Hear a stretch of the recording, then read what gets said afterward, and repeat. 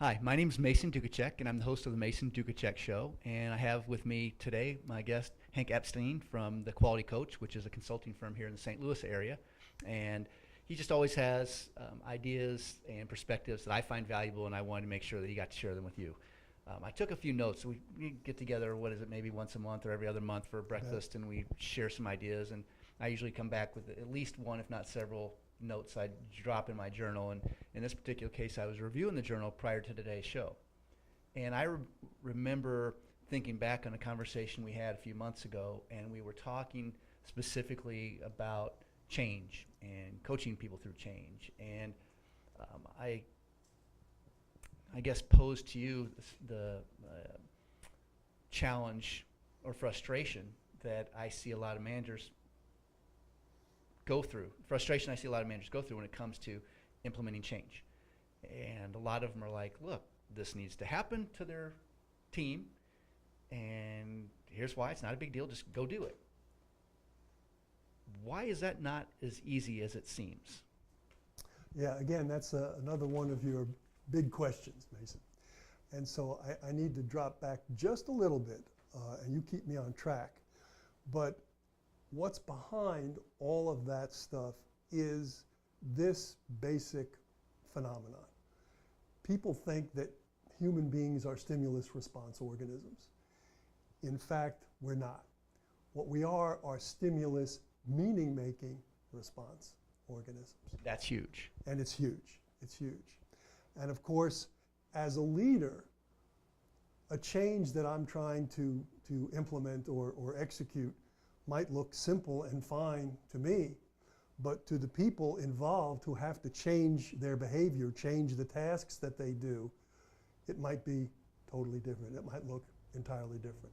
So in other words, if I'm a team leader and I say, hey, team, you just need to do this, go do it, and I don't think anything, I think it's not a big deal. Right. It isn't a big deal to me. Yes, but exactly. it may very well be a big deal to them. Yeah, and of course, if you're a masterful leader, you won't ever do that.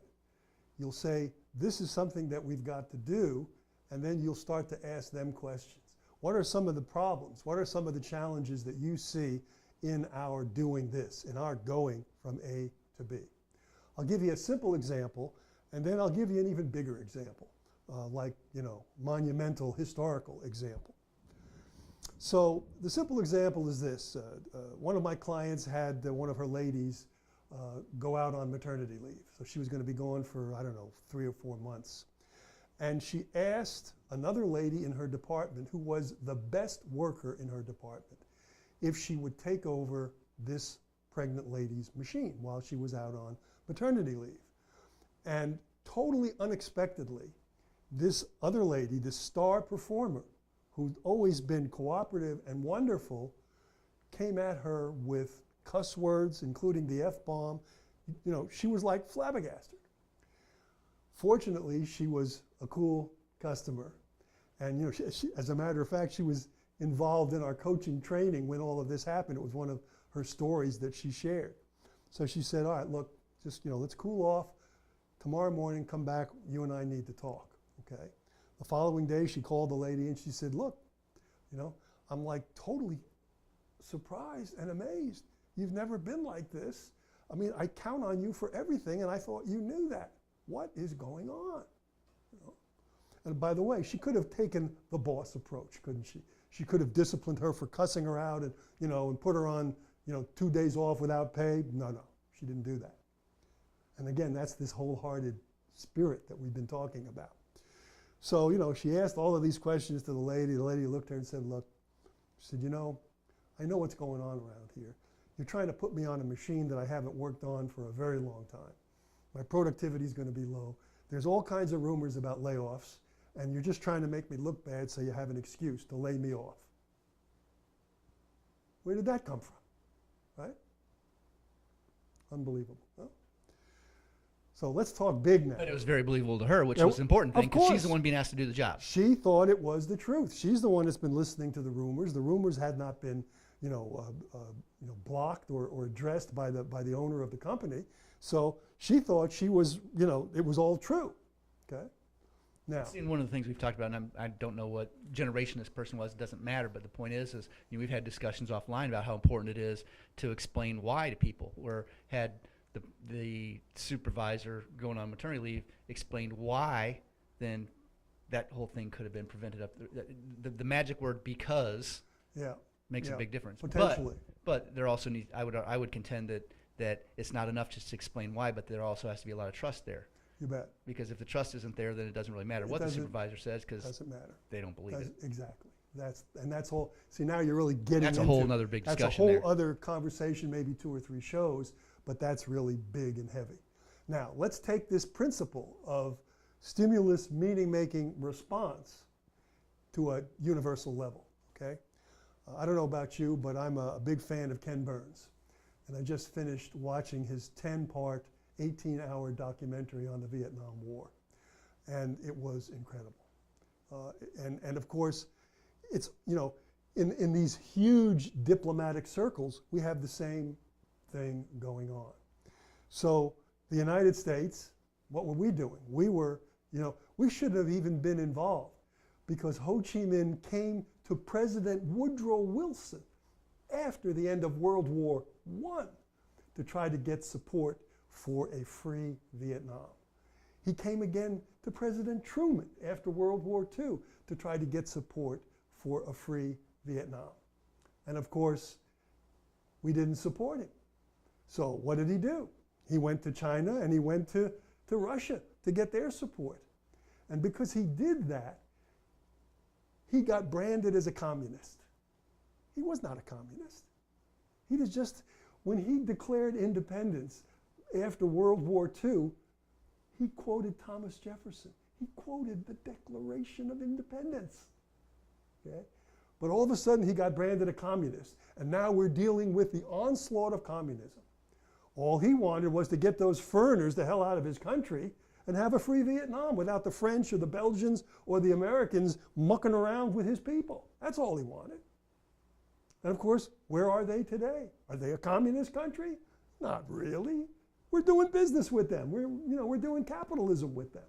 So my point is that this, as you said, this issue of stimulus meaning-making response is at the heart of almost everything. It's at the heart of almost all human behavior. And if leaders can understand that and become skilled at eliciting the meaning behind somebody's behavior that looks like crazy and stupid, to them it's very logical. And once you see the meaning that's driving it, it becomes logical to you, even though you might not do it, but you can see the logic behind it. So I guess in summary, you know, to leaders who see change as insignificant, like, look, this is no big deal, it may not be a big deal to them, Yes. but to the other people, based on the meaning they associate with it, it can be a very big deal, and it's a mistake for effective leaders or people who aspire to effective leadership to assume otherwise. You bet. The fundamental sort of generic meaning that people put on change when it's, you know, proposed to them or put on them is fear of loss.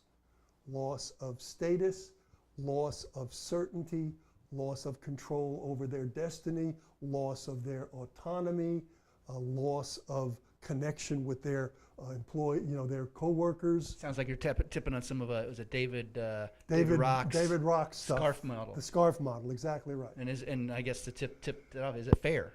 Is it fair? So when they're right. So when employees are evaluating the meaning of something, Yep. it needs to be explained to them in the context of those things so that they You bet. understand that. You bet. If you want to hit on those again. Yeah, so fairness, the scarf, right, scarf stands for status, certainty, autonomy, relatedness, and fairness. Unconsciously, people don't know the scarf model, but unconsciously, based on the research, you know, the neurophysiological research, people are sort of automatically going through that kind of a checklist. How is this change going to affect my status? How is this change going to affect the control I feel I have over my destiny? How is it going to change my autonomy? How is it going to change my connection with my boss and my and my coworkers, and do I feel like it's fair? Like that, yes. Well, Hank, thank you for taking on a very relevant and important topic. I appreciate your thoughts and insights, and I hope the members of our audience appreciate it as much as I do. Thanks for coming on today. My pleasure, as always, Mason. Thank A you. delight to be with you.